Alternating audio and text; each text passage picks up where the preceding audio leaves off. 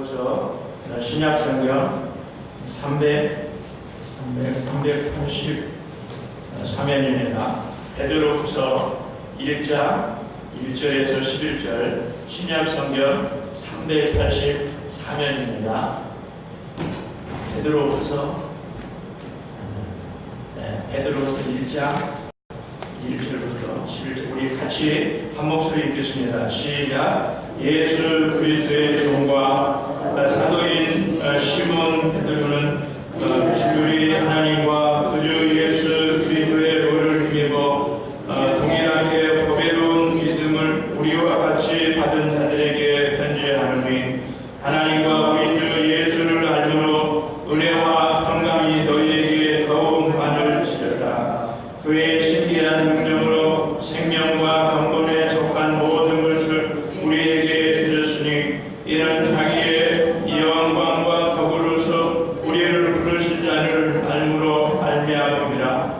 이로써 그 보배롭고 지극히 큰 약속을 우리에게 주사 이 약속으로 말미암아 너희로 정욕으로 인하여 세상에서 쏘아질 것을 피하여 신의 성품에 참여하는 자가 되게 하여 하셨으니, 이러므로 너희가 더욱 힘써 너희 믿음의 덕의 지식의 절제를, 절제의 인내를, 인내의 경건을, 경건의 형제우애를, 형제우애의 사랑을 공급하라. 이런 것이 너희에게 있어 흡족한즉 너희로 우리 주 예수 그리스도를 알기에 게으르지 않고 열매 없는 자가 되지 않게 하려니와, 이런 것이 없는 자는 소경이라 원신치 못하고 그의 예체를 깨끗하심을 잊었느니라. 그러므로 형제들아, 더욱 힘써 너희의 부르심과 택하심을 굳게 하라. 너희가 이것을 하면 언제든지 실족하지 아니하리라. 이같이 하면 우리 주 구주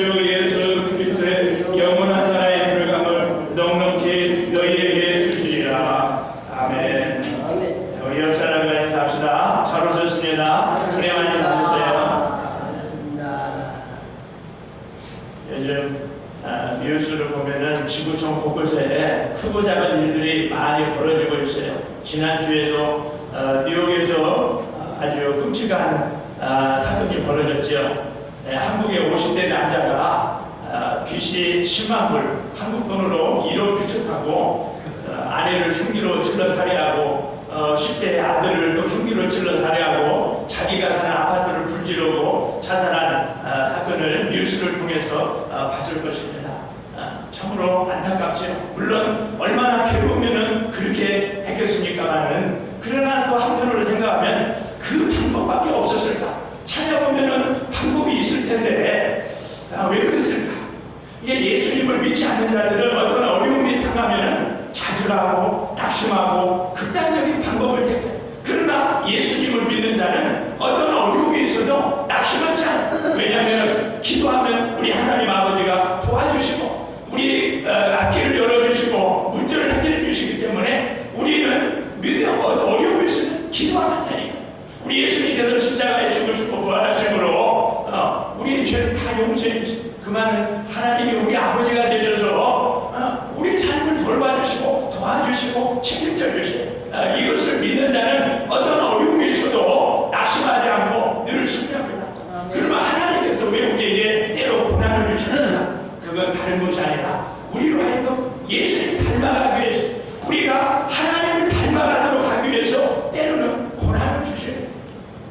부모는 자녀가 부모를 닮아갈 때 기분이 좋은 거예요. 그런데 만약 내 자녀가 나를 전혀 닮아가지 않는다, 그렇다면 내가 슬픈 거예요.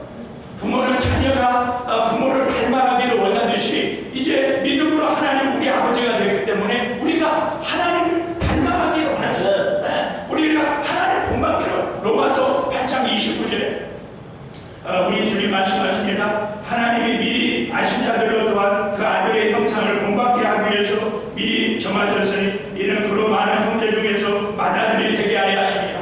하나님이 왜 우리를 구원하셨냐면 맏아들이신 예수님을 닮아가게 하기 위해서 우리를 구원하셨다. 우리를 향한 하나님의 소원은 우리가 이 땅에서 부자 되고 성공하고 출세하는 것이 아니라 우리가 예수님 닮아가기를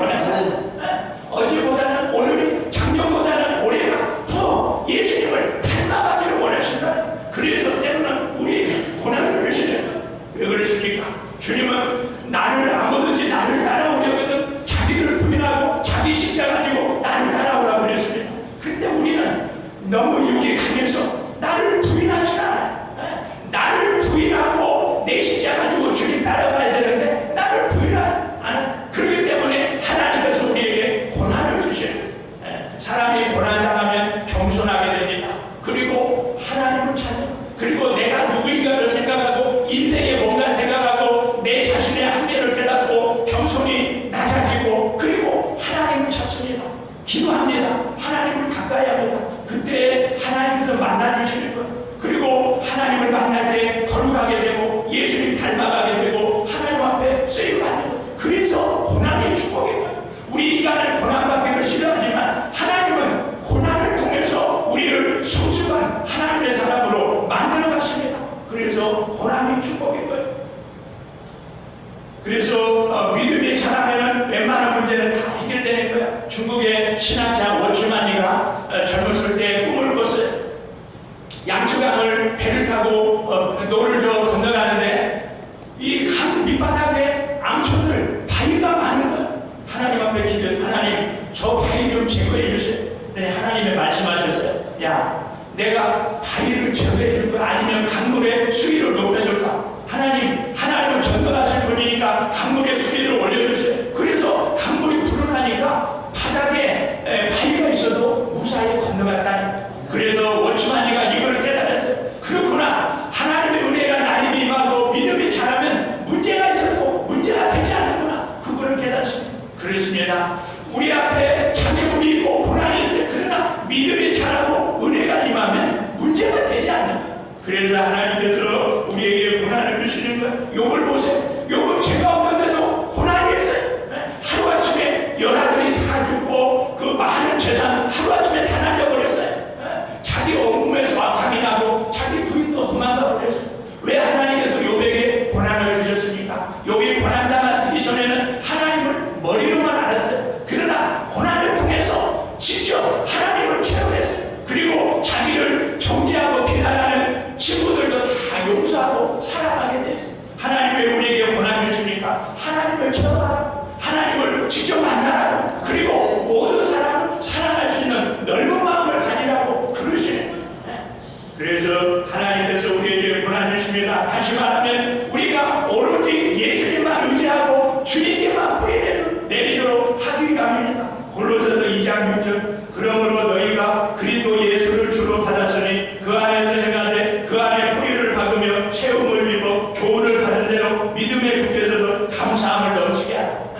우리가 예수님께만 뿌리를 내리고 예수 안에 인생의 집을 세우고 그리고 하나님의 말씀 붙들고 믿음으로 살고 감사하는 삶을 살게 하기 위해서 고난을 주는 줄 압니다. 우리가 잘 아는 시편 1편을 보면 복 있는 사람은 악인의 길을 쫓지 아니하며 죄인의 길에 서지 아니하며 오만한 자의 자리에 앉지 아니하고 오직 여호와의 말씀을 즐거워하여 그 율법을 주야로 묵상하는 자라. 저는 시냇가에 심은 나무가 시절을 쫓아 과실을 맺으며 그 잎사귀가 마르지 아니한 같으니 그 행사가 다 형통하리로다.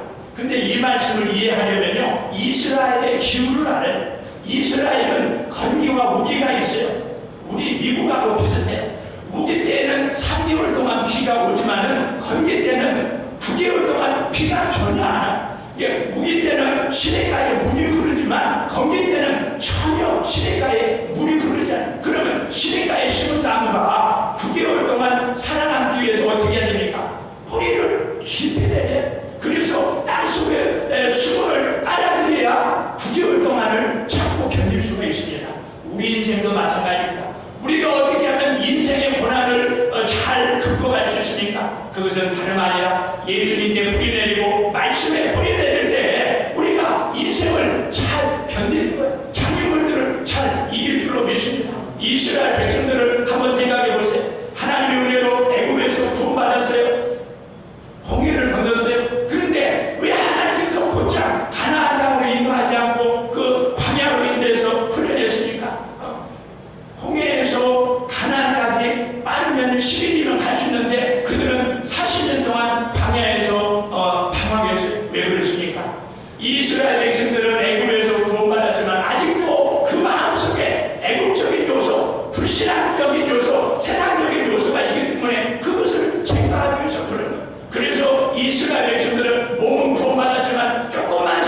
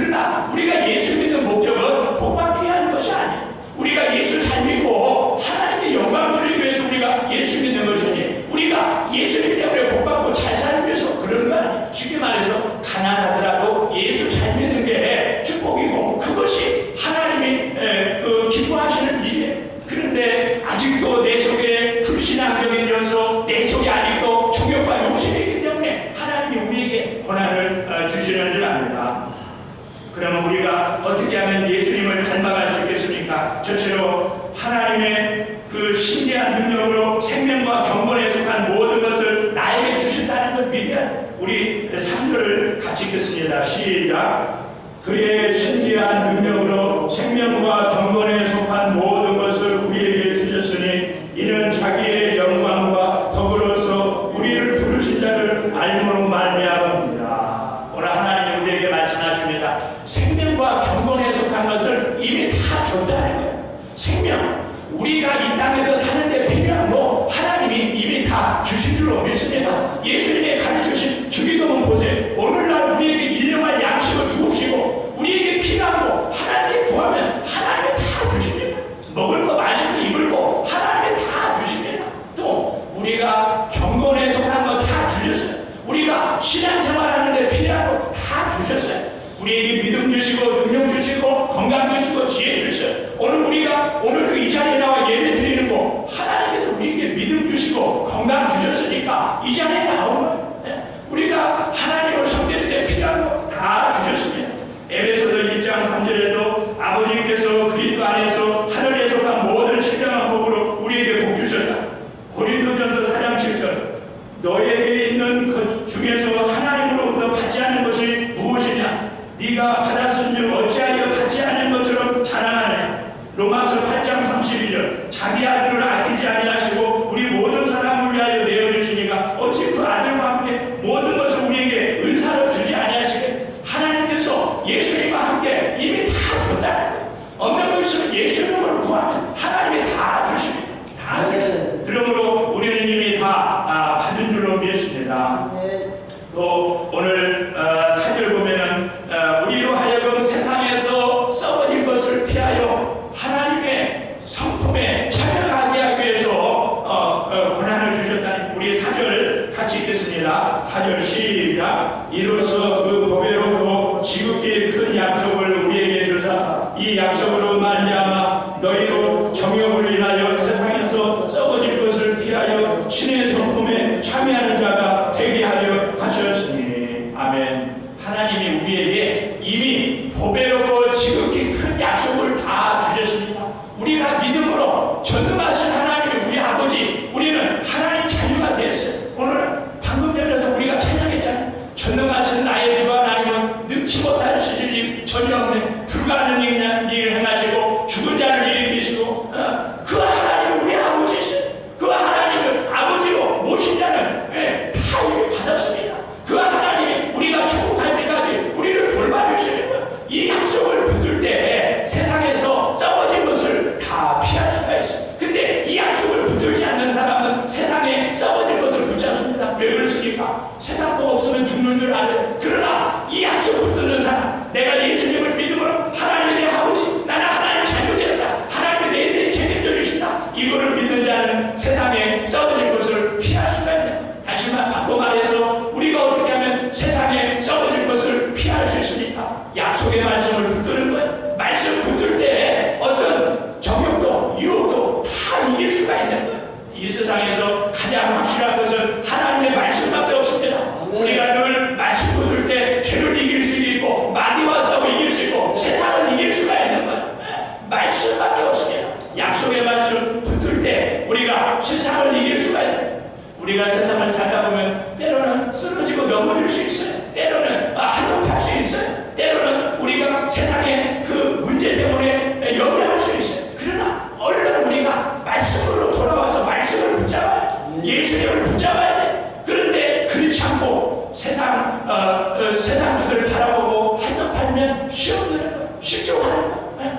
그래서 베드로가 예수님을 바라봤을 때는 물 위를 걸어갔습니다. 그러나 동양을 바라보는 순간 물속에 빠졌습니다. 우리도 마찬가지. 항상 주님을 바라보는 자는 실족하지 않아요. 그러나 세상도 바라보고 사람 바라보는 사람은 물에 빠집니다. 시험 드는 거예요. 실족하는 거예요. 그래서 우리가 늘 말씀을 붙잡을 때 하나님께서 우리가 세상을 이길 수 있는 능력을 주실 줄로 믿습니다.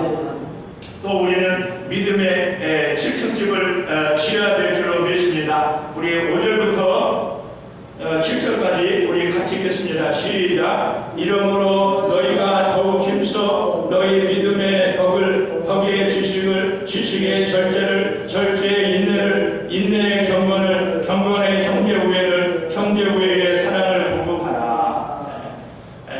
이 말씀이 무슨 말이냐? 말입니까? 믿음의 7층 집을 지으라. 우리가 집을 지으려면 첫째 기초 공사를 튼튼해야 됩니다. 집을 짓는데 가장 중요한 것은 기초가 튼튼해야 돼요. 그리고 기초를 세우고 기둥을 세우고 그 위에 지붕을 세웁니다.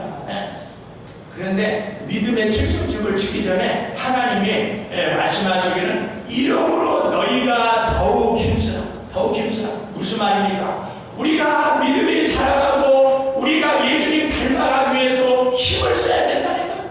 돈을 벌기 위해 힘쓰듯이 우리가 주님 닮아가기 위해서 힘을 쓰고 애쓰고 노력해야 된다. 우리가 구원은 공짜로 받았지만 우리가 영적으로 성숙하기 위해서는 힘을 쓰고 애쓰고 노력해야 돼. 날마다 말씀 읽고 묵상하고 날마다 기도하고 날마다 주의 힘쓰고 전도하기 힘쓰고 힘을 써야 된다 이 말. 세상에서도 전문가가 되려면 열심히 공부하고 노력하듯이 우리가 예수님 닮아가기 위해서 힘쓰고 애쓰고 노력해야 돼요. 그리고 제일 먼저 믿음은 이 건물로 따지면 이 기초와 같아. 기초가 튼튼해야 되지. 믿음은 우리 신앙생활의 시작이고 출발이고 기초예요. 믿음이 없으면 아무것도 못합니다. 믿음이 없으면 하나님도 기쁘시게 못하고 믿음이 없으면 신앙생활 못하고 믿음이 없으면 교회 봉사 못하고 믿음이 없으면 전도 못하고 믿음이 있어야 돼. 믿음이 없으면 아무것도 못합니다.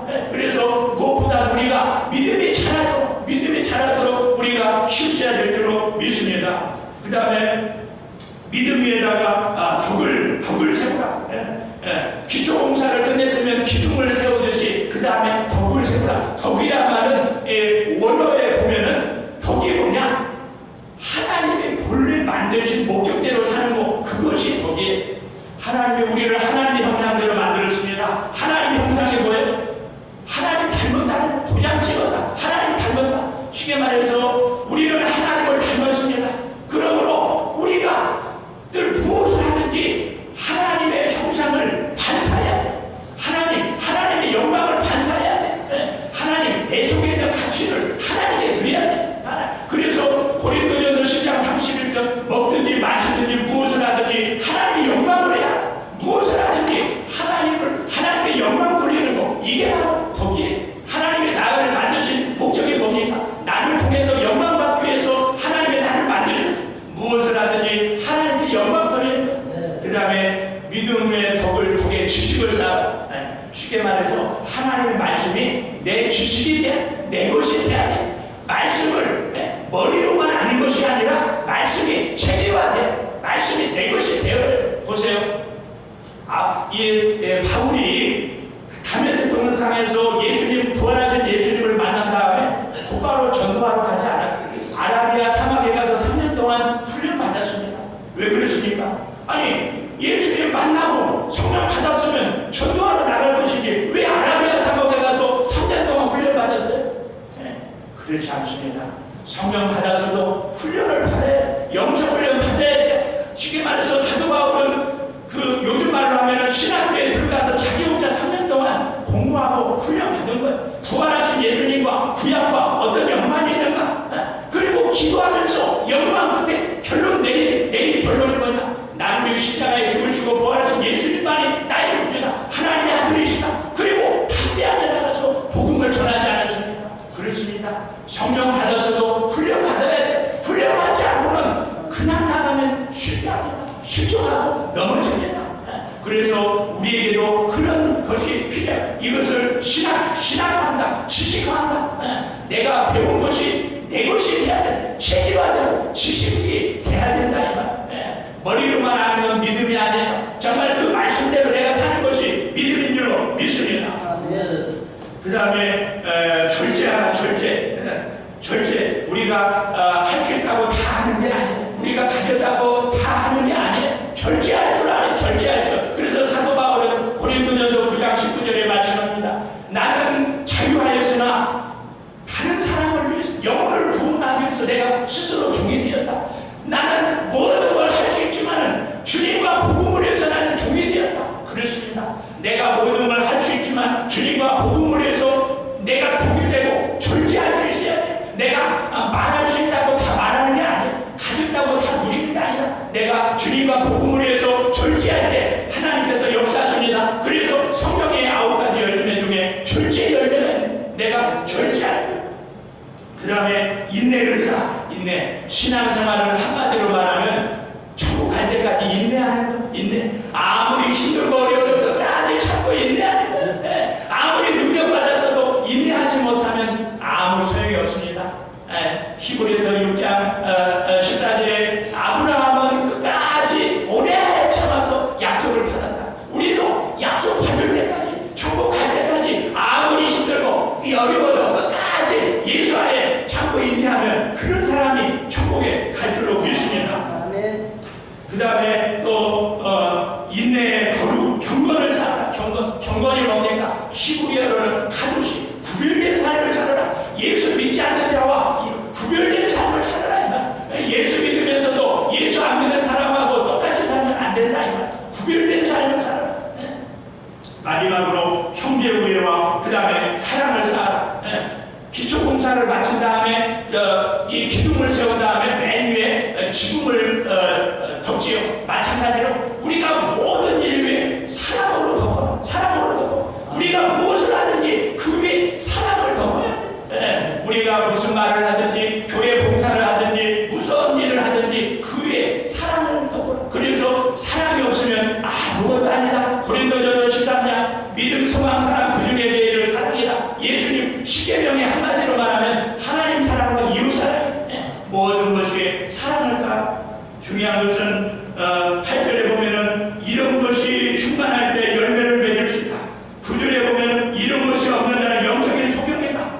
그리고 하나님의 그 택함, 부르심과 택함을 우리가 굳게 붙들어라. 그리고 이런 것이 없는 자는 실족하기 싫다. 그리고 이렇게 살 때 우리가 천국에 넉넉하게 들어갈 수 있다. 이렇게 살지 않으면 바로 말하면 천국에 들어가기가 어렵다. 우리가 날마다 이 믿음의 질축기, 믿음의 덕의 지식의 절제를, 경건을, 그리고 형제 우애와 사랑을 쌓을 때 그런 사람만 하나님 나라에 넉넉하게 들어갈 수 있다 말씀입니다. 그러므로 우리가 날마다 정말 이 말씀대로 살기 위해서 우리가 힘써야 돼요.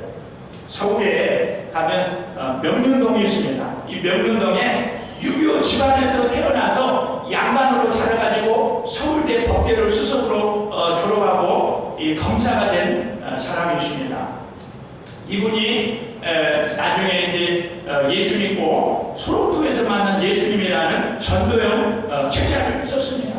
이분이 서울 고검장까지 됐어요. 얼마나 돈도 많이 벌고 떵떵거리고 위세 부리고 살았습니다. 그런데 어느 날 엉덩이 밑에 넓적다리 부분에서 살이 썩어 들어가는 거예요. 야, 이상하다. 그래서 서울 고대병원에 가서 검사 받았는데 나병, 문둥병, 한천병에 걸린다는 거예요. 혹시나 해서 서울대병원에 가봤더니 역시나 나병에 걸렸다는 거예요. 점점 이 살이 썩어 들어가고 송장 썩는 냄새가 나는 거예요. 그래서 이 고검장 사표를 내고 이제는 치료하기 위해서 강원대 치료집에 가려고 했는데 치료이 안 받아주는 거예요. 아니 문둥병 걸린 사람을 누가 받아주겠어요? 이때부터 자존심이 꺾였어요. 내가 할 때는 정말 떵떵거리고 내가 건강할 때는 막 내 앞에 푹신푹신 하더만 이제는 친척도 나를 배신합니다. 그리고 1년 8개월 후에 시립병원을 통해서 나병 환자들만 모인 전라남도 소록도에 갔습니다. 갔더니 뭐 자기보다 더 심한 나병 환자들이 많이 있는 거예요. 그때 좌절을 느꼈습니다. 내가 왜 이럴까? 한때 내가 서울 고검장으로 떵떵거리며 살았는데 내가 왜 이럴까? 그리고 자살을 결심하고 바다에 뛰어들어갔는데 파도에 밀려서 죽지 못하고 살아났어요. 그리고 거기서 자기의 혈유소를 발견했습니다. 정말 손이 문드러지고 막 코가 없고 그런 문둥병자들이 전도하는 예수 믿으세요. 예수 믿으세요. 이분은 처음에는 예수는 저 의지가 약한 사람에는 예수 믿는 것이지 나 같은 사람은 예수 안 믿어도 된다고 생각해요. 그런데 계속 전도하니까 결국은 그 나병 환자들만 모인 예배 드리는 곳에 갔어요. 그곳에 가서 예배 드리면서 은혜를 받았습니다. 그렇구나. 하나님이 정말 내 영혼을 구원하기 위해서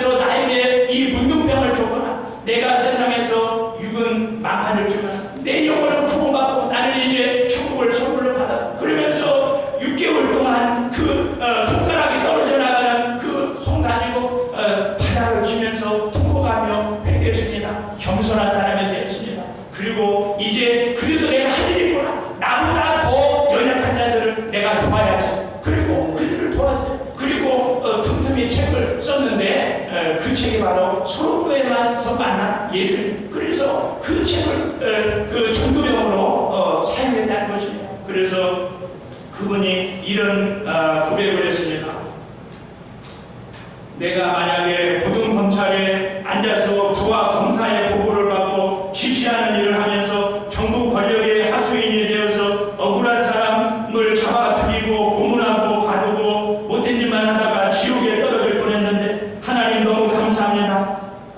어차피 썩어져 흙이 될 몸을 예수님이 소록교에서 만나주셨으니 감사합니다. 하나님, 나에게 나병을 주신 하나님 감사합니다. 하나님을 찬양했다는 것이에요. 그렇습니다. 지금 이 고난, 이 현실, 하나님이 나에게 필요해서 주신 것, 나를 하여금 겸손하게 하고 내가 예수님만 붙들고 예수님 닮아가기 위해서 나에게 고난 주신 것, 하나님이 필요해서 주신 것. 그러므로 고난 속에서도 감사할 때 하나님께서 깨닫게 해주시고 뭔가 내게 할 일이 있어서 나에게 사명이 있어서 고난을 주신 것.